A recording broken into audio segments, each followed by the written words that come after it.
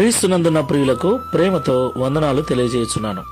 ఈరోజు దేవుడు మనకు చేస్తున్న వాగ్దానం ఏమిటనగా సామెతల గ్రంథం 28వ అధ్యాయం 18వ వచనం. యథార్థముగా ప్రవర్తించువాడు రక్షింపబడును. ఆమేన్.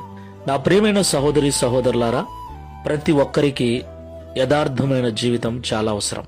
అయితే ప్రస్తుత దినాలలో విశ్వాసుల దగ్గర నుండి బోధిస్తున్న సేవకుల దగ్గర వరకు చాలా మందిలో ఈ యథార్థత లోపించింది.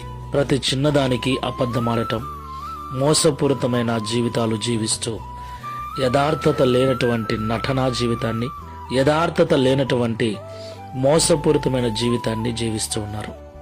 కనుకనే వారి వారి జీవితాలలో అభివృద్ధి, ఆశీర్వాదం కొరవడింది. ఈ మాటలు వింటున్న ప్రియ సహోదరి సహోదరుడా, ప్రభు మనతో అంటున్నాడు, యథార్థంగా ప్రవర్తించువాడు రక్షింపబడును అని. లోపల కోపము, ద్వేషము, బయటికి ప్రేమగా మాట్లాడటము, ఇది వేషధారణ జీవితం. ప్రియులారా, పైకి చూడటానికి తెల్లటి వస్త్రాలు ధరించుకోవటం, లోపల పాపపు తలంపులు కలిగి ఉండటం, ఇలాంటి మనస్తత్వం గల మనుషులను, ఇలాంటి జీవితాలు కలిగిన విశ్వాసులను, సేవకులను దేవుడు ఇష్టపడటం లేదు. కాబట్టి యథార్థమైన జీవితాన్ని జీవిద్దాం, యథార్థంగా మాట్లాడదాం, ఉన్నది ఉన్నట్లుగా జీవిద్దాం, ఉన్నది ఉన్నట్లుగా మాట్లాడదాం. దాని వలన కొందరు దూరమైనా సరే, కొందరు మనల్ని వ్యతిరేకించినా సరే, యథార్థమైన జీవితాలు జీవిద్దాం. ఎందుకంటే తన దృష్టికి ఎవరైతే యథార్థంగా నడుచుకొనుచున్నారో వారిని బలపరచుటకు యెహోవా కనుదృష్టి లోకమందంతటా సంచారము చేయుచున్నదని లేఖనం సెలవిస్తుంది. కనుక అబద్ధపు జీవితాన్ని, వేషధారణ జీవితాన్ని వదిలేసి యథార్థమైన జీవితంతో జీవిద్దాం. ప్రార్థన చేసుకుందాం. కృపా సత్య సంపూర్ణమైన యేసయ్య, పరిశుద్ధమైన మీ నామమునకు స్తోత్రాలు చెల్లిస్తున్నాం.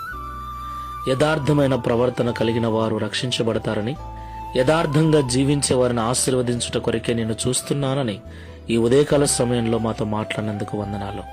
అవును తండ్రి, ఈ మధ్య మనుషులలో యథార్థత లోపించింది.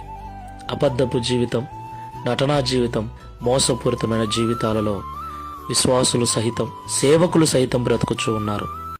అది ఎవరికి మంచిది కాదని ఈరోజు మమ్మల్ని ప్రేమగా హెచ్చరించినందుకు స్తోత్రాలు.